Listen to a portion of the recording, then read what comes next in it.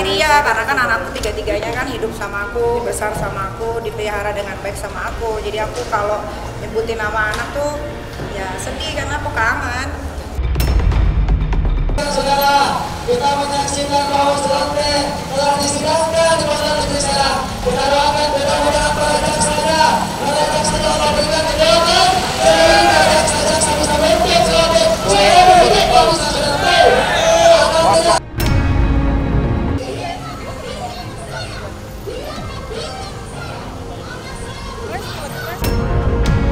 Khusus nih dari saya untuk para pendemo, terima kasih kalian sudah menyuarakan hati saya.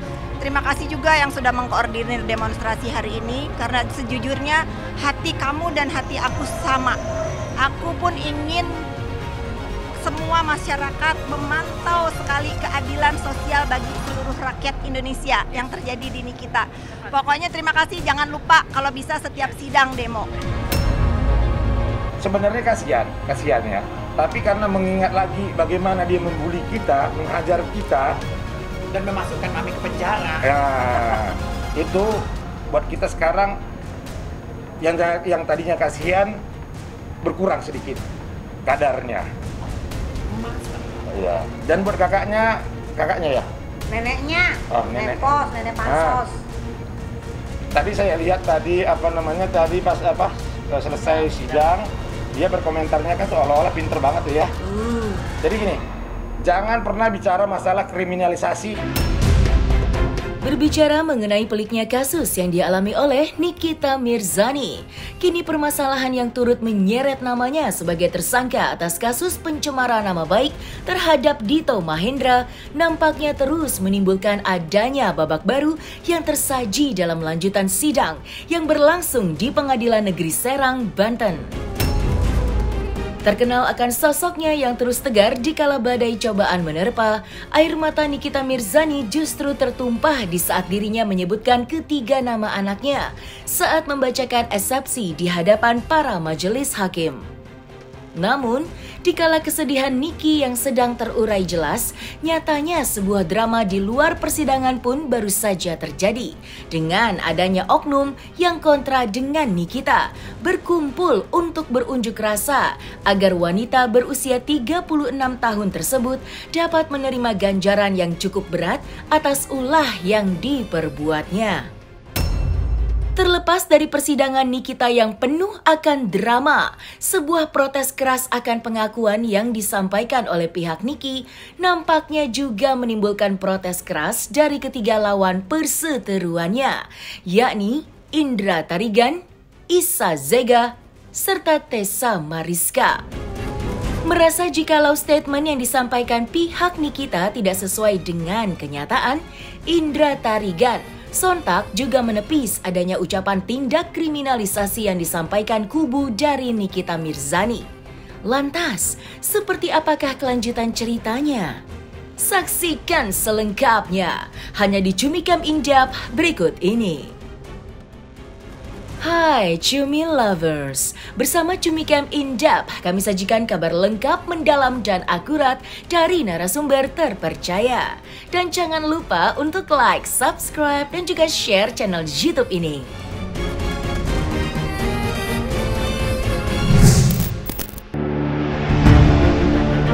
Lanjutan kasus pencemaran nama baik yang dilakukan oleh Nikita Mirzani atas pencemaran nama baik terhadap Dito Mahendra nampaknya menimbulkan berbagai lika-liku yang amat panjang, mengingat dirinya yang hingga sampai saat ini masih mendekam di dalam jeruji besi.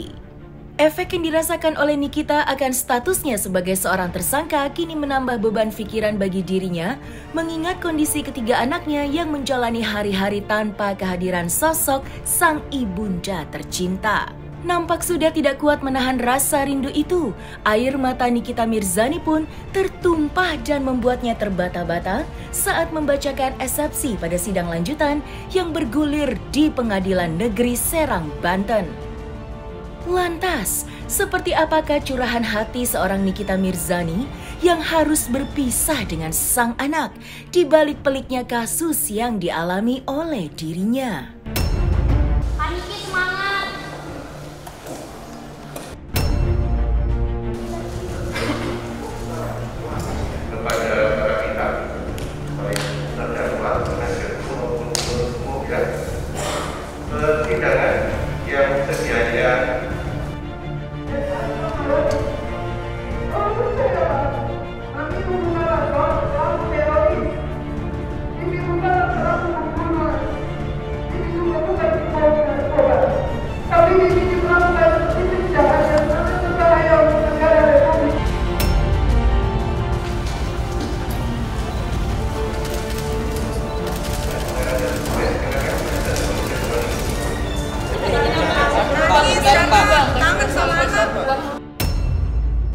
Iya, di bawah liburan. Ya, memang khawatir ya, karena kan anakku tiga-tiganya kan hidup sama aku, besar sama aku, dipelihara dengan baik sama aku. Jadi aku kalau nyebutin nama anak tuh ya sedih karena aku kangen. Ya memang nggak ada kata-kata makian kan di situ. Di situ kan lebih ke menghimbau gitu, menghimbau kepada aparatur negara, khususnya kepolisian Polres Jakarta Selatan untuk menindaklanjuti dengan cepat. Dan mudah-mudahan kasus ini bisa memberikan contoh karena saya sudah mengorbankan diri saya untuk mencari keadilan untuk rakyat kecil yaitu Weman dan Lia yang kasusnya sedang berproses di Polres Jakarta Selatan. Gitu. Yang diduga pelakunya adalah Dito Mahendra. Gitu. Dan itu kan kasusnya lebih parah dari Undang-Undang ITE ya, penyekapan, pemukulan, dan mengambil hak kemerdekaan orang lain. Selalu kan kalau Nikita jangan sebut anak, kalau masalah lain dia akan tegar, tapi kalau udah menyentuh anak dia pasti mengeluarkan air mata. Ya mungkin dia sedih kali ya, mungkin dia sedih disidangkan kali ya, wajar aja sih. Kalau menurut Anda dia nangis gimana? Gimana Mi? Sebenarnya Mami kan udah pernah di dalam ya. Kalau alasan anak sih nggak bisa di ini juga sih, karena di dalam itu 60% ibu-ibunya punya anak semua di sana, bahkan ada yang hamil juga. Jadi uang orang hamil juga dibedakan sama yang nggak hamil, yang biasa. Apalagi dia cuman, maksudnya anaknya udah besar-besar juga kan. Kalau yang ini malah ada yang baby. Kita contoh aja dari kasus artis Angelina Sondak, anaknya ditinggalkan masih yatim kan. Ada lagi Vanessa Angel yang masih menyusui, jadi nggak ada alasan sih ya. Kalau hanya menangis ya sah-sah aja sih, manusiawi kan, dia bukan malaikat, nggak bisa menangis. Eksepsinya ada 9 poin, jadi kami mengajukan eksepsi ada 9 keberatan,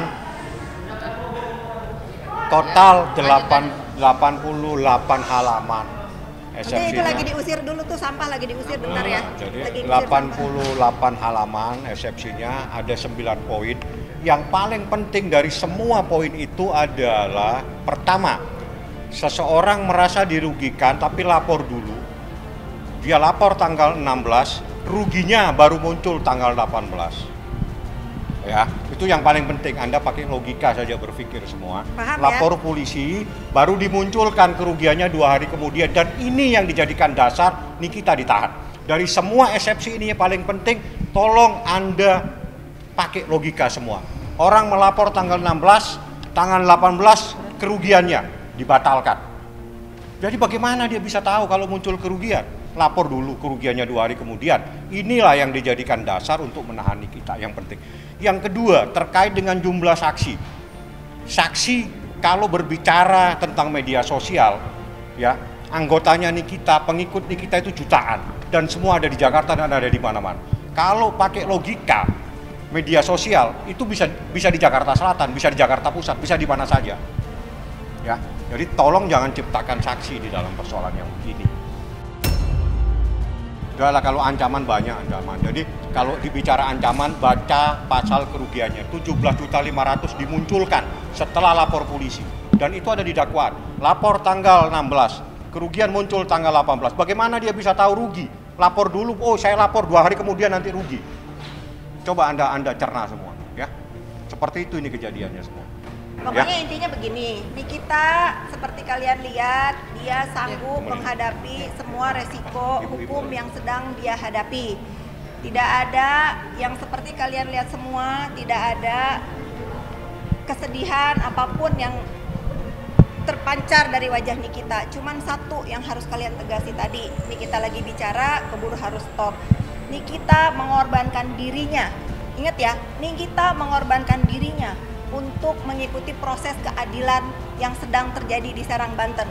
Untuk apa? Yang pelapor juga sedang mempunyai kasus hukum di Jakarta Selatan.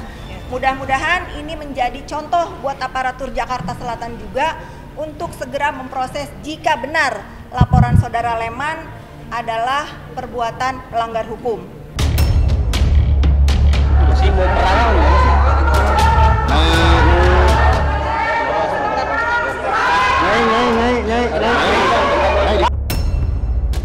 Terlepas dari jalannya sidang Nikita Mirzani yang penuh akan rasa haru, kini sebuah drama baru saja terjadi di luar jalannya sidang.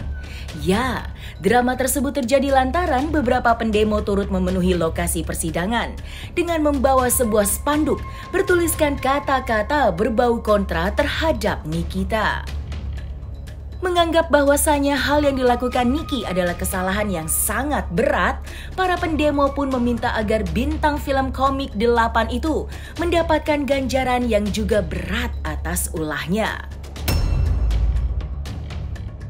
Melihat banyaknya pengunjuk rasa yang turut berkerumun pasca jalannya sidang, Fitri Salhuteru, selaku sahabat dari Nikita Mirzani, nampaknya tidak merasa gentar akan adanya tekanan dari para pengunjuk rasa yang kontra dengan Niki.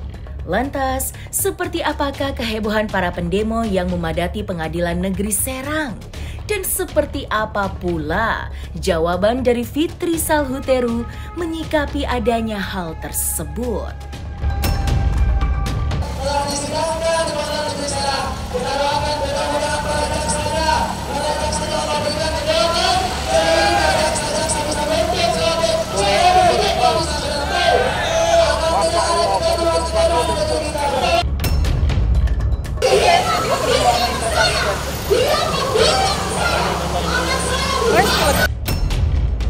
Khusus nih dari saya untuk para pendemo, terima kasih kalian sudah menyuarakan hati saya.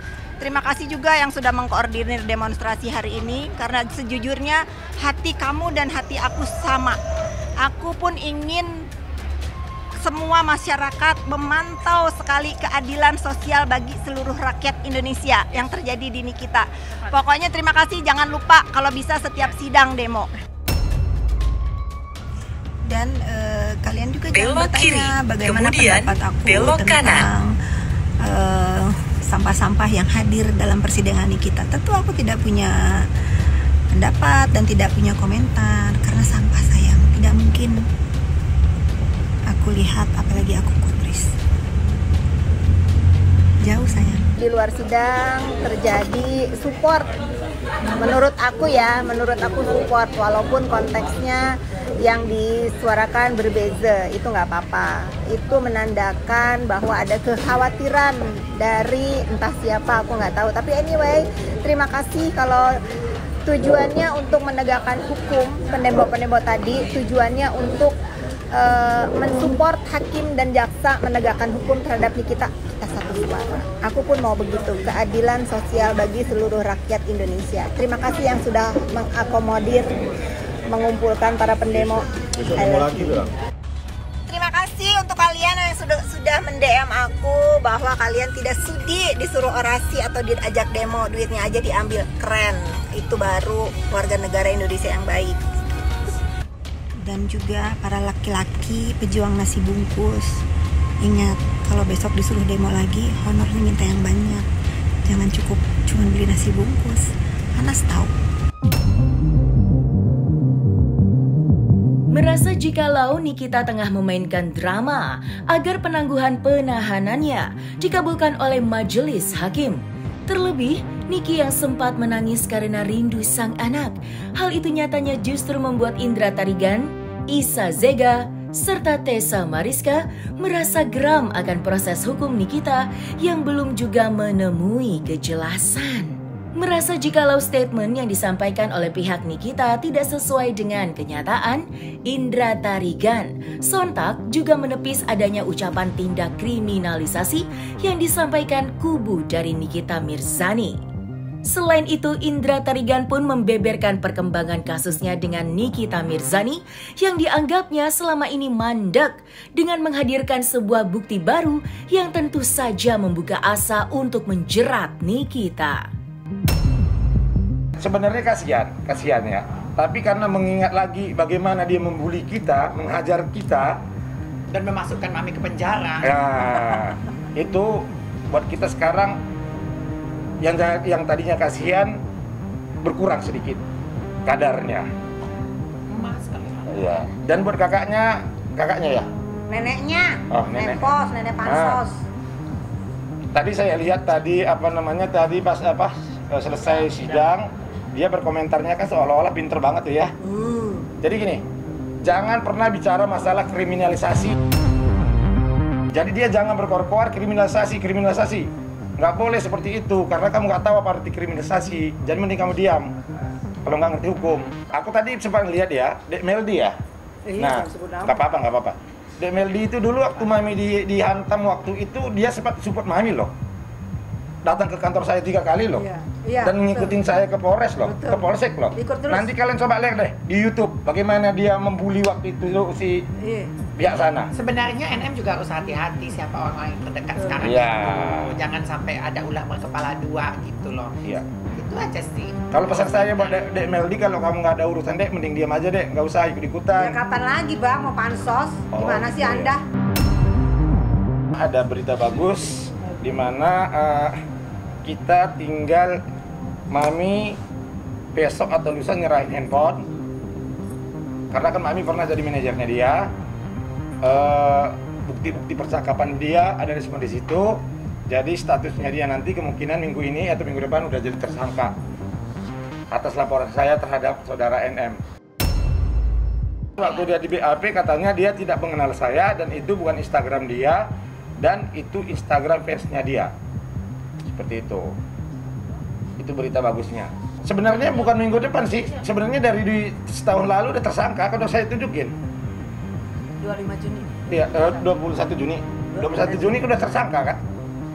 2021. Ya 2021 udah tersangka kan? Kalau misalnya walaupun dia sekarang ditahan dan disidangkan, kalau misalnya kasus ini juga nanti misalnya udah lengkap P21 tahap 2, ya itu tetap bisa disidangkan sama kayak kasus Medina Jen. Bisa dipinjam. Gitu, bisa. Kayak Medina Jen selesaikan kasus di sini sama si apa namanya tuh? Neng siapa? Ica. Langsung ke Uci lagi Surabaya kemarin kan? Gitu. Dan yang di Polda apa? Yes. Dan nanti kasus-kasus yang di Polda Metro kemarin saya udah koordinasi juga sama klien-klien saya karena ada 7 saya pegang. Ini lagi saya kejar juga semuanya supaya dikerjain semua. Kalau yang di Polres Selatan Bang ya? Di Polres Jakarta Selatan. Nah, selesai sudah Cumi Lovers. Bersama Cumi Cam Indap, kabar lengkap, mendalam dan akurat dari narasumber terpercaya. Dan jangan lupa untuk like, subscribe, dan juga share channel YouTube Cumi Cumi.